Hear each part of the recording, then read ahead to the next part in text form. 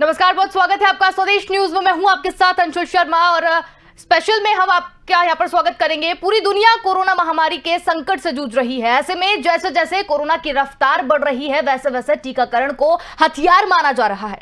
Vaccination को लेकर कई जागरूकता अभियान चलाए जा रहे हैं और लोगों में इनमें बढ़ चढ़कर हिस्सा भी लिया जा रहा है, ऐसा देखा जा रहा है। एमपी, यूपी, बिहार, जम्मू कश्मीर और महाराष्ट्र की बात करें तो कोरोना महामारी से निपटने के लिए सरकार लगातार प्रयास कर रही है और इसी कड़ी में टीकाकरण को लगाने के लिए जोर दिया जा रहा है।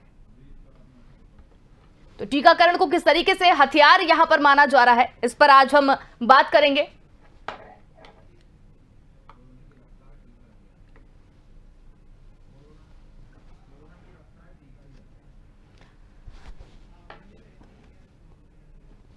तो आज जो हम बात करेंगे वो कोरोना की रफ्तार और टीकाकरण को किस तरीके से हथियार यहां पर माना जा रहा है, उस पर आज हम बात करेंगे। महामारी से निपटने के लिए टीकाकरण पर काफी जोर दिया जा रहा है और अगर बात करें एमपी, यूपी, बिहार और जम्मू कश्मीर की, तो वहां पर क्या स्थिति है और टीकाकरण को लेकर किस तरह की तैयारियां वहां पर की जा रही हैं और लोगों को टीकाकरण के लिए किस तरीके से जागरूक किया जा रहा है। और कोरोना महामारी जो लगातार बढ़ रही है, एक भयावह रूप यहां पर कोरोना का देखा जा रहा है, उसको रोकने के लिए टीकाकरण किस तरीके से कारगर साबित यहां पर होगा, उसको लेकर आज हम बात करेंगे।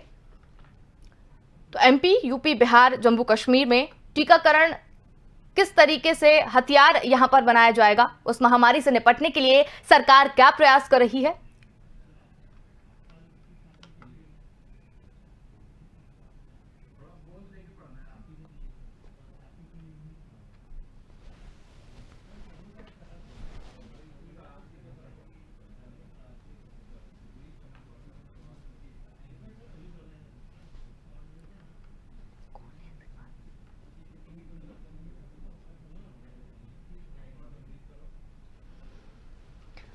तो टीकाकरण को लेकर किस तरीके से सरकार टीकाकरण को हथियार बना रही है, इस पर लगातार हम यहां पर बातचीत करेंगे, जिसको लेकर टीकाकरण लगाने पर जोर सरकार किस तरीके से दे रही है, लोगों को किस तरीके से जागरूक कर रही है और टीकाकरण को लेकर लोगों का क्या मत है, इस पर लगातार हम बात करेंगे।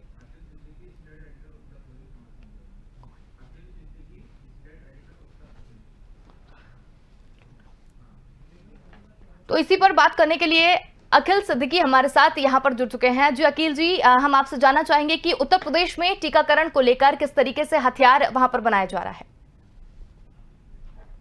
निश्चित तौर पे उत्तर प्रदेश सरकार ने टीका अभियान को लेकर हर जिले में जिलाधिकारी और मंडल आयुक्त को निर्देश दिया, सीएमओ को निर्देश दिया कि ज्यादा से ज्यादा लोगों को टीका लगे। निश्चित तौर पर अभी 18 साल से लेकर 45 साल की उम्र के लोगों को वैक्सीन लगनी है और उसको लेकर 3 दिन से बराबर वैक्सीन लगाई जा रही है।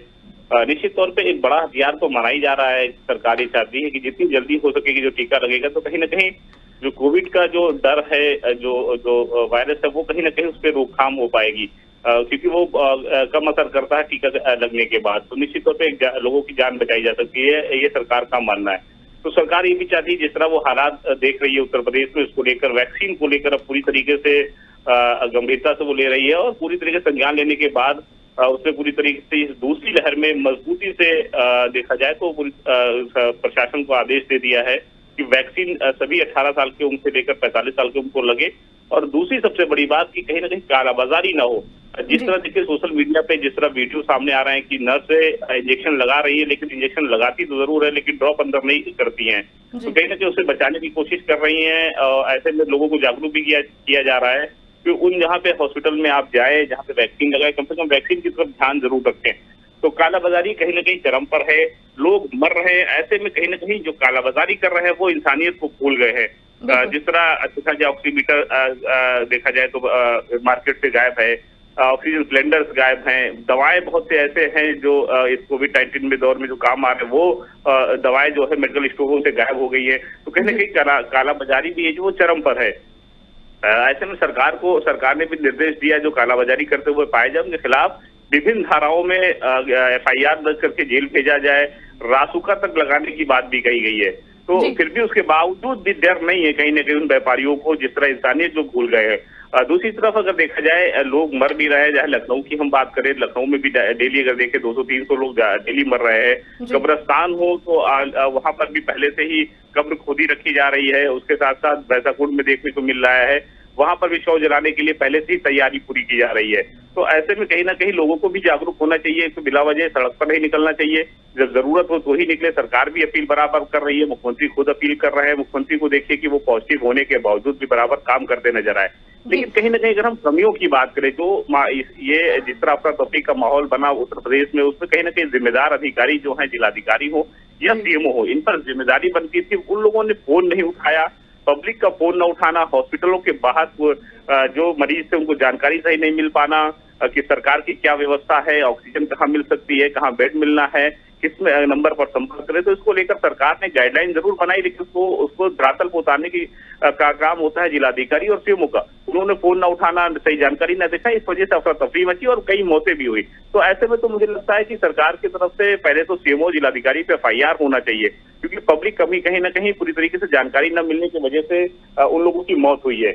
दूसरी तरफ अब मुख्यमंत्री ने देखिए कल शाम को ही हमारी बराबर इस मामले को लेकर हमारा संस्थान जो है स्वदेश न्यूज बराबर इस पर डिबेट करता रहा। इस मामले की भी संज्ञान मुख्यमंत्री ने भी लिया और मुख्यमंत्री ने पूरे प्रदेश में ये आदेश दिया है कि सभी सीएमओ और जिलाधिकारी पहले फोन उठाएं, पब्लिक को और सही जानकारी दे। तो एक तरफ भी हमारे स्वदेश न्यूज का भी खबर का असर भी हुआ, इस मामले को शासन ने गंभीरता से भी लिया है, तो इस पर निर्देश दिया। तो अब ये देखना होगा कि वाकई वो लोग उठाते सही। देखिए, जब तक सही जानकारी नहीं मिलेगी तो इस पर इसे रोक पाना बहुत मुश्किल होगा। जब पब्लिक को सही जानकारी यहाँ पर एक चीज और देखने में भी आ रही है कि जानकारी सही ना होने की वजह से कई लोग अफवाहों के घेरे में भी आ रहे हैं और अफवाहों पर भी ध्यान देते हुए वो लगातार ये बोल रहे हैं कि वैक्सीनेशन कराना सही नहीं है, वैक्सीन के कारण और जाने जा रही हैं। तो इस पर क्या रुख है? देखिए, ये खबरें काफी सोशल मीडिया पे छाया रहा है कि लोगों को 2 डोज लगने के बावजूद भी मौत हुई है। तो ऐसे में काफी लोग इससे पीछे भी हुए वैक्सीन न लगाना। फिर भी मुख्यमंत्री ने लोगों से अपील की। देखिए, होता क्या है, उनको साफ तौर पे अगर देखें तो PGI की जैसे बड़े डॉक्टर रहे हो या एम्स के डॉक्टर रहे हो, लोगों ने भी अपील लोगों से की है कि देखिए, डोज लगने के बाद मौत उस तरह हुआ कि उनको पहले से कोई बीमारी रही है, चाहे वो हार्ट पेशेंट रहे हो, चाहे शुगर पेशेंट रहे हो, BP पेशेंट रहे हो, तो उन पर ज्यादा अटैक हुआ है। कहीं ना कहीं जो बीमारियों से ग्रसित नहीं है वो अगर ये डोज लगवाते हैं तो कहने की कोविड जो वायरस है वो पूरा बेअसर होगा, कम रहेगा, वो कम से कम होम आइसोलेट में उसको ठीक किया जा सकता है। ऐसे में देखिए, अगर वो डोज नहीं लगता है और कई बीमारियां भी हैं, तो फिर कहीं ना कहीं जब हॉस्पिटलाइज होते हैं तो ऑक्सीजन की कमियां होती है या पूरी तरीके से ठीक पर न होने की वजह से वो पूरी वायरस पूरी तरीके से ताकत लगाता है और उससे मौत हो जाती है। तो ऐसे में अफवाहों पे भी ध्यान नहीं देना चाहिए। देखिए, डोज लगने के बाद कहीं ना कहीं ये माना गया है कि वो बेअसर होता है, उसका असर कम होता है, लोग मौत के मुंह में नहीं जाएंगे, उससे कहीं ना कहीं बचाया जा सकता है। तो ऐसे में लोगों को वैक्सीन लगानी चाहिए। सरकार से लेकर सभी डॉक्टर भी सामने आए, फ्रंट पे आए और उसकी अपील भी की है। चलिए, हम आपसे लगातार इस बारे में और जानकारी लेते रहेंगे। भोपाल से विवेक राणा हमारे साथ यहाँ पर जुड़े हुए हैं। विवेक जी, आपसे भी हम इस तरीके से जानकारी लेना चाहेंगे कि किस तरीके की स्थिति यहाँ पर देखी जा रही है, वैक्सीनेशन को लेकर मध्य प्रदेश सरकार क्या रुख अपना रही है? अंजुल, देखने वाली बात है कि मध्य प्रदेश में 1 मई को जो वैक्सीनेशन का जो काम है वो शुरू होना था, मगर कहीं ना कहीं जो वैक्सीनेशन मध्य प्रदेश में समय पे उपलब्ध नहीं हो पाई, जिसके कारण ये वैक्सीनेशन की जो प्रक्रिया है उसको बढ़ाकर 5 मई कर दी गई। अभी तक जैसे सूत्रों के हवाले से खबर आ रही कि ये जो वैक्सीनेशन की जो प्रक्रिया है वो 5 मई के बाद ही शुरू होगी। मगर कहीं ना कहीं देखने वाली बात यह है कि जमीनी स्तर की बात की जाए, ग्रामीण इलाकों की बात की जाए, तो वैक्सीनेशन को लेकर अभी सरकार की रणनीति तो हो चुकी है, मगर जमीनी स्तर में अधिकारियों की बात की जाए तो अभी तक किसी प्रकार की जो व्यवस्था है वो देखने को नहीं मिली है। क्योंकि लगातार मुख्यमंत्री शिवराज सिंह चौहान जिस प्रकार से वर्चुअल मीटिंग कर रहे थे जिला कलेक्टर से, स्वास्थ्य अधिकारियों से, तो उसमें साफ तौर पे आया था कि स्वास्थ्य केंद्र पर जो कोरोना वैक्सीन है वो उसकी शुरुआत नहीं की जाएगी। ग्रामीण इलाकों की बात की जाए तो स्कूलों और पंचायतों में ये जो वैक्सीनेशन का काम है वो शुरू किया जाएगा। उसमें जो आशा करता है उनको शामिल किया जाएगा। स्वास्थ्य विभाग की जो ANM है, स्टाफ नर्स है, उनके द्वारा ये वैक्सीनेशन की प्रक्रिया शुरू की जाएगी। मगर लगातार बात की जाए तो अभी तक किसी प्रकार की रूपरेखा जिला के जो स्वास्थ्य अधिकारी हैं उनके द्वारा बनाई नहीं गई है। लगातार मुख्यमंत्री शिवराज सिंह चौहान जो है वो स्वास्थ्य विभाग के जो आला अधिकारी हैं उनसे वर्चुअल मीटिंग कर रहे हैं। मगर वैक्सीन की बात की जाए तो मध्य प्रदेश में अभी तक जो वैक्सीन है वो नहीं पहुंच पाई है। और 45+ के लोगों की बात की जाए तो अभी तक 90 लाख लोगों को जो कोरोना वैक्सीन हैं वो लगा दी गई है, मगर अभी जो 18 प्लस के जो व्यक्तियों को जो वैक्सीन लगना था उसको लेके अभी तक शासन के द्वारा ऐसी कोई तारीख डिसाइड नहीं की गई जिससे ये जो वैक्सीन अभियान है उसको शुरू किया जाए। लगातार मध्य प्रदेश के मुख्यमंत्री शिवराज सिंह चौहान ने 29 अप्रैल को शाम के समय कहा था कि मध्य प्रदेश में वैक्सीन नहीं पहुंची, इसके कारण ये वैक्सीनेशन जो प्रक्रिया वो बढ़ा दी गई है। मगर एक अंशुल प्रश्न चिन्ह खड़ा होता है कि लगातार अन्य राज्यों की बात की जाए तो अन्य राज्यों में वैक्सीनेशन की जो प्रक्रिया है वो शुरू हो गई है,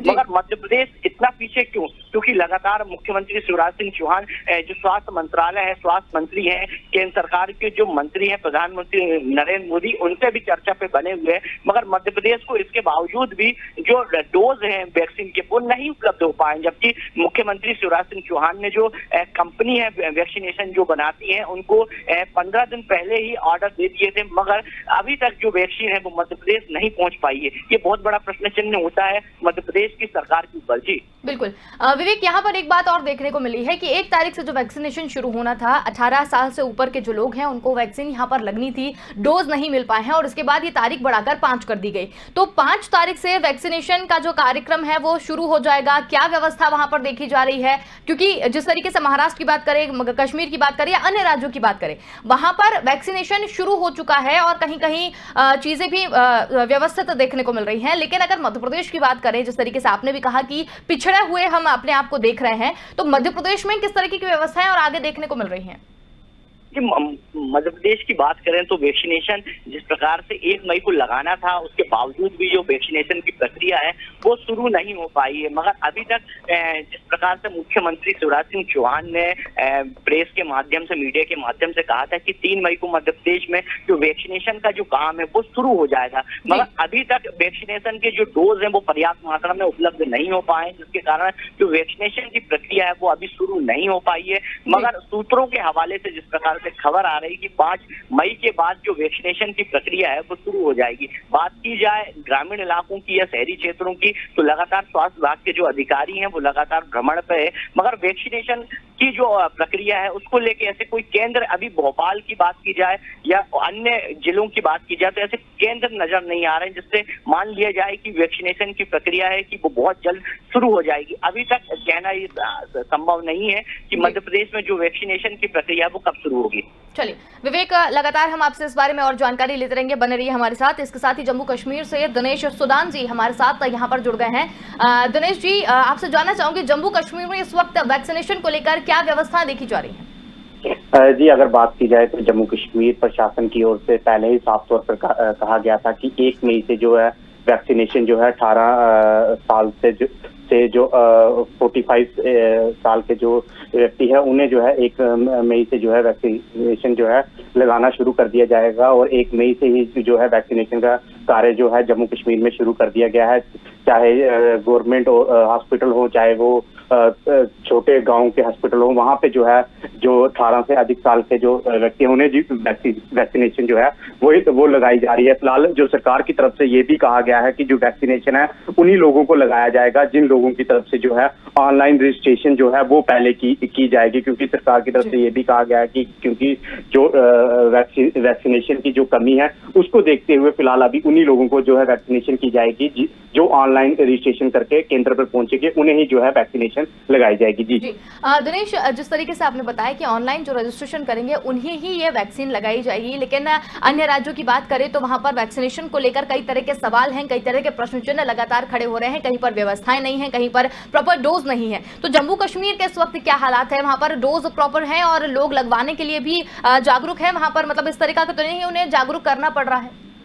नहीं, अगर जम्मू कश्मीर की बात की जाए तो जम्मू कश्मीर में प्रॉपर जो है सरकार की तरफ से पूरे बंदोबस्त किए गए हैं। जो स्टार्टिंग में जो 40 साल के अधिक व्यक्तियों को जो कोरोना की जो वैक्सीन लगाई जा रही थी वो प्रॉपर तरीके से लगाई गई है और सरकार की तरफ से इसका जो है तमाम लोगों से आग्रह भी किया गया था कि वो 40 से अधिक साल के जो व्यक्ति हैं वो अपने नजदीकी जो हेल्थ सेंटर है वहां पे जाएं और ये वैक्सीन जो है वो लगाएं। और सरकार की तरफ से ये भी कहा गया था कि इन लोगों को जो है मुफ्त में जो है वैक्सीन लगाई जाएगी। हालांकि इसके बाद जो काफी लोग थे उनका कहना था कि जो 40 साल के कम के जो आयु के व्यक्ति हैं उनमें काफी नाराजगी देखी गई थी कि हमने भी जो है वैक्सीनेशन की जाए, जिसके बाद जो प्रशासन, जम्मू कश्मीर का प्रशासन है वो हरकत में आया और उसकी तरफ जो जम्मू कश्मीर के लेफ्टिनेंट गवर्नर है उनकी तरफ से जो है एक बयान दिया गया था कि एक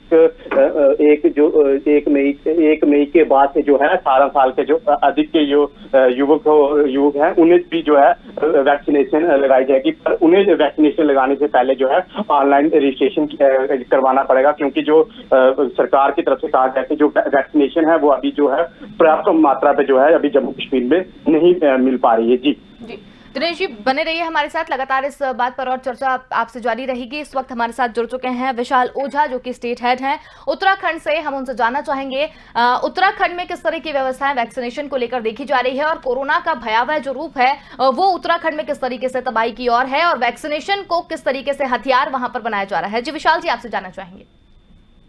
देखिए, आपको बता दें कि उत्तराखंड में टीका की रफ्तार को बहुत ब्रेक लगा है, क्योंकि यहाँ पर कुछ ही चुनिंदा केंद्रों पर ही टीके मिल रहे हैं, बाकी अधिकतर केंद्रों पर लगभग ताले लटके रहे। रविवार की बात करें तो लगभग 10% केंद्रों पर ही टीकाकरण हो सका है। आज सोमवार की बात है, आज के दिन केंद्रों से जो जानकारी मिल रही है उसमें भी केंद्रों के पास जो चुनिंदा केंद्र है उनके पास भी केवल 10% वैक्सीन ही बची है। हालांकि राज्य सरकार का ये कहना है कि 2 लाख वैक्सीन अभी मिलने वाली है, जिसको मिलने के बाद केंद्रों तक भेजा जाएगा, तभी टीकाकरण संभव हो पाएगा। और इस मामले में कोरोना लगातार बढ़ रहा है, टीके की कमी ने राज्य में चिंताएं बढ़ा दी हैं। जी विशाल जी, और किस तरीके की वहां पर वैक्सीनेशन को लेकर लोगों में किस तरीके से जागरूकता देखी जा रही है, किस तरीके से वहां पर डोज जो है उसकी व्यवस्थाएं सरकार कर रही है? देखिए, वैक्सीनेशन को लेकर के लोगों ने बड़ी संख्या में रजिस्ट्रेशन कराया है, क्योंकि 18 वर्ष से ऊपर के लोगों को ये टीके लगने हैं, तो लोग काफी संख्या में केंद्रों पर पहुंचे, लेकिन अधिकतर केंद्रों पर ताले लटके हैं क्योंकि वैक्सीन की बहुत कमी है। राज्य सरकार ने कहा है कि उन्होंने केंद्र से मांगा है, अभी लगभग 2 लाख वैक्सीन के डोज उनको मिलने वाले हैं, उसके बाद ही टीकाकरण उत्तराखंड में चालू हो पाएगा। जी, तो जिस तरीके से टोटल लगभग 6025 व्यक्तियों को ही टीके लग पाएंगे। जी विशाल जी, और वहां पर वैक्सीनेशन को लेकर किस तरीके से हथियार सरकार वहां पर बना रही है, किस तरीके से और वहां पर काम किए जा रहे हैं? देखिए, वैक्सीन बिल्कुल कारगर है। इस टीकाकरण केंद्र में वैक्सीन का लगना ये कोरोना के खिलाफ एक बड़ा हथियार माना जा रहा है।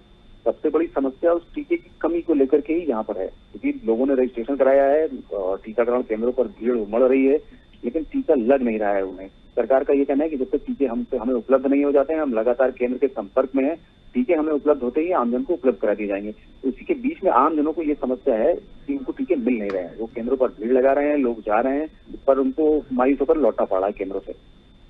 जी चलिए, आपसे भी लगातार हम जानकारी लेते रहेंगे, बने रहिए हमारे साथ। सुजीत श्रीवास्तव बिहार से स्टेट हेड हमारे साथ जुड़ चुके हैं। जी सुजीत जी, बिहार की स्थिति जानना चाहेंगे, वैक्सीनेशन को किस तरीके से हथियार सरकार वहां पर बना रही है?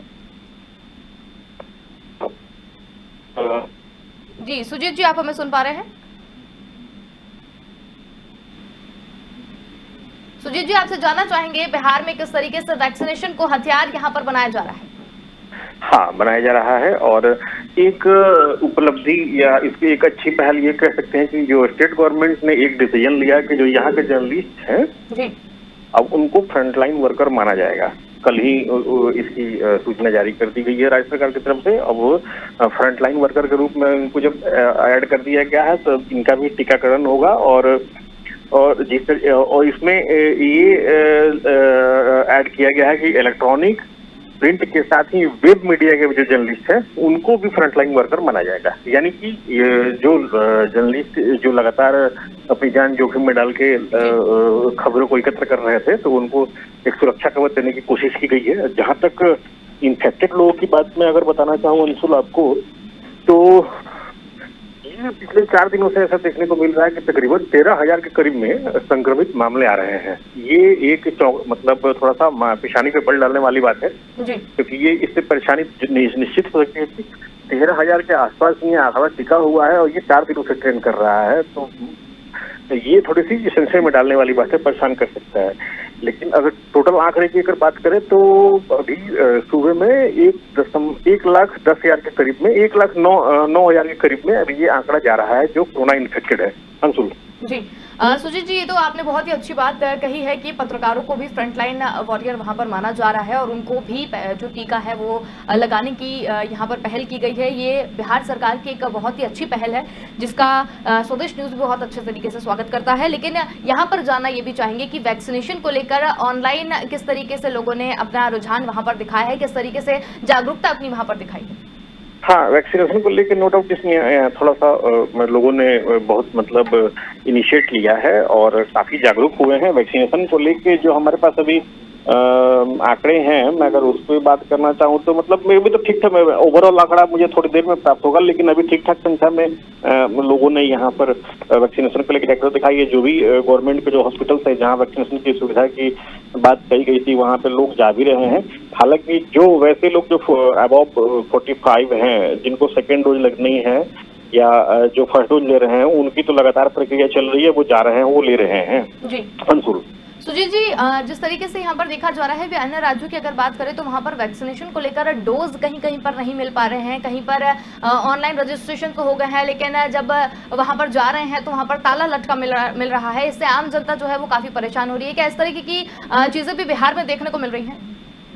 हाँ, थोड़ी सी वैक्सीनेशन को लेकर, क्योंकि देखिए क्या है कि लोग जल्द से जल्द वैक्सीन लेना चाहते हैं, लेकिन मांग के अनुरूप जो है अभी उतनी सप्लाई मेरे ख्याल से जो हमें सूचना मिल रही है वो नहीं हो पा रही है। लेकिन जितने भी यहाँ पे जो सप्लाई है उस हिसाब से सेकेंड डोज वालों को भी दी जा रही है और अबव 45 वालों को दी जा रही है। यहाँ सबसे बड़ी बात है जो न्यू कमर जो हैं, जो 18 साल के जिन्होंने अपनी उम्र क्रॉस कर लिया है, पहले की तुलना में इस बार उनके अंदर बहुत जबरदस्त ये इनिशिएट आया है कि हाँ वैक्सीन लेना चाहिए और वैक्सीन लेने के लिए वो आतुर है। वो जी, मतलब देखा जाए तो व्यवस्थाएं बिहार में प्रॉपर देखी जा रही है वैक्सीनेशन को लेकर। हाँ, ये जागरूकता है सरकार को, लेकिन अपने तरफ से और बेहतर तरीके से पहल करनी हुई। जो भी वैक्सीनेशन सेंटर पे आए वो कम से कम खाली हाथ ना जाए। चलिए सुजीत जी, बहुत बहुत धन्यवाद हमारे साथ जुड़ने के लिए। और भी जो हमारे साथ जुड़े थे दिनेश जी और विशाल जी, उन्हें भी बहुत बहुत धन्यवाद हमारे साथ जुड़ने के लिए और तमाम जानकारी साझा करने के लिए। तो ये वैक्सीनेशन किस तरीके से हथियार यहाँ पर बनाया जा रहा है, सरकार किस तरीके से प्रयास कर रही है। कहीं कहीं राज्यों में डोज को लेकर अफवाहों का भी दौर वहां पर चल रहा है, लेकिन कुछ लोग वैक्सीनेशन को लेकर किस तरीके से काम कर रहे हैं और सरकार जो है वैक्सीनेशन को हथियार बनाकर किस तरीके से काम कर रही है, ये हमने आपको बताया है। फिलहाल के लिए इतना ही। देखते रहिए स्वदेश न्यूज।